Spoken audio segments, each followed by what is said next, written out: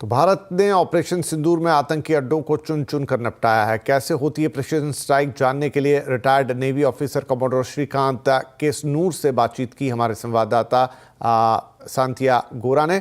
उनसे हम बातचीत करेंगे, वो बातचीत आपको सुनाएंगे, लेकिन उससे पहले हमारे साथ एक खास मेहमान हैं RSN सिंह साहब, फॉर्मर रॉ हैं और स्ट्रेटेजी एक्सपर्ट हैं। सिंह साहब, बहुत बहुत स्वागत है आपका। चूंकि आप रॉ से जुड़े हुए हैं, स्ट्रेटेजी से जुड़े हुए हैं, एक बात निकल कर आ रही है। अभी कुछ देर पहले हमने राजनाथ सिंह साहब को भी सुना और लगातार भारत ने कहा कि बहुत जिम्मेदारी के साथ ये अटैक किया गया है। मतलब वहां पर आतंकवादियों के अड्डों को ध्वस्त किया गया बिना किसी सिविलियन कैजुअलिटी के या किसी अन्य नुकसान के।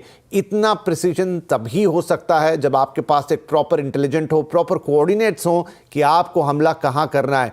कैसे ये सब कुछ मैनेज किया गया होगा? टारगेट सिलेक्शन बहुत महत्वपूर्ण होता है और जब आप टारगेट सिलेक्शन करते हैं तो तमाम पहलू जो है उसको आप फैक्टर इन करते हैं कि भाई कितना एफर्ट इस पे जाएगा और कितना हमको रिजल्ट मिलेगा।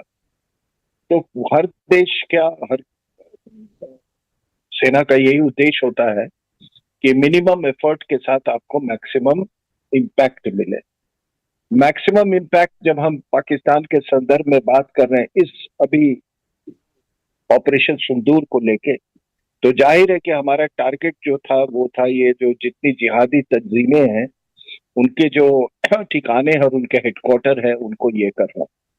और ये मैं आपको बता दूं कि ये केवल पहलगांव के साथ ही जुड़ा हुआ नहीं था। जब हम टारगेट सिलेक्शन कर रहे थे, आपने अगर ब्रीफिंग सुना होगा वो 2 लेडी ऑफिसर्स के द्वारा, तो उसमें तमाम उन्होंने हर जगह को किसी न किसी टेररिस्ट एक्टिविटी या अटैक, पास्ट में टेररिस्ट अटैक से जोड़ के उन्होंने किया था।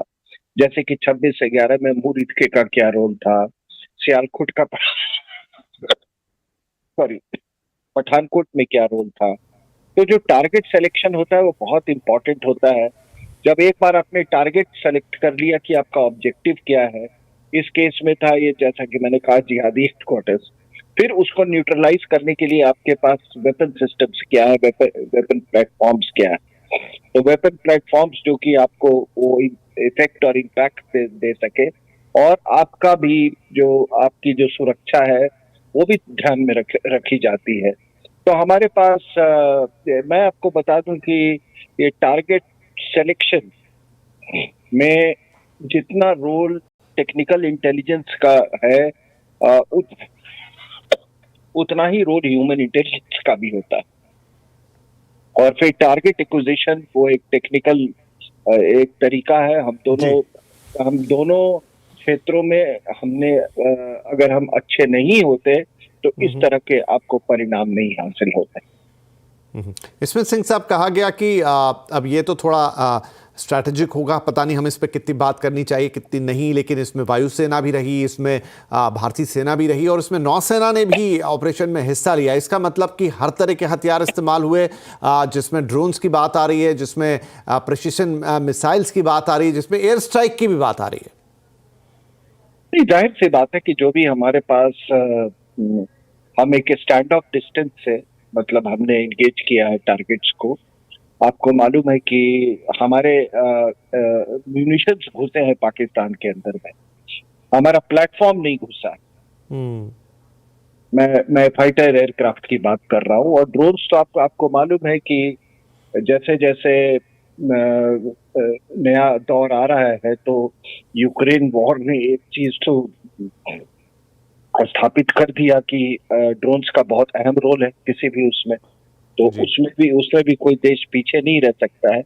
लेकिन स्ट्रैटेजी के तहत आपको मैं बताऊं, वो ठीक है, हमने कोलैटरल डैमेज नहीं किया, हमने, और करना भी नहीं चाहिए, होना भी नहीं चाहिए। वो एहतियात, अगर आपके पास प्रिसिशन गाइडेड म्यूनिशंस नहीं होंगे तो कोलैटरल डैमेज होगा। तो वो हमने किया नहीं। लेकिन हमने पाकिस्तान के वॉर के इंस्ट्रूमेंटैलिटी पर हमला किया, चाहे वो जैश ए मोहम्मद हो, हिजबुल मुजाहिदीन हो, लश्कर तोयबा हो, ये सब पाकिस्तान के वॉर के इंस्ट्रूमेंटैलिटी हैं। पाकिस्तान के अंदर इनकी लेजिटिमेसी है। ये पाकिस्तान मिलिट्री का अभिन्न अंग है। ये पाकिस्तान के मिलिट्री जो उनका फिलॉसफी है और अनस्टेटेड जो डॉक्ट्रिन है उसका अहम हिस्सा है।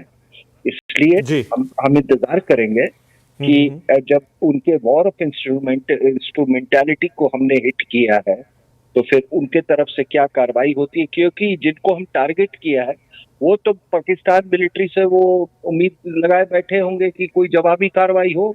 बिल्कुल बिल्कुल। नहीं सिंह साहब, सही बात है। और अब यही एक बड़ा और अहम सवाल है कि इसका क्या कोई रिटेलिएशन होता है तो भारत उससे भी निपटने के लिए पूरी तैयार है। बहुत बहुत शुक्रिया फिलहाल हमसे बातचीत करने के लिए और ये समझाने के लिए कि एग्जैक्टली भारतीय सेना ने वो प्रिसिशन स्ट्राइक्स किए कैसे होंगे ताकि किसी नागरिक सिविल जो कैजुअलिटीज है वो ना हुई, सिर्फ आतंकियों को टारगेट किया गया। बहुत बहुत धन्यवाद सर। इधर भारत ने ऑपरेशन सिंदूर में आतंकी अड्डों को, जैसा मैंने कहा, चुन चुन कर निपटाया है। कैसे होती है प्रिसिजन स्ट्राइक,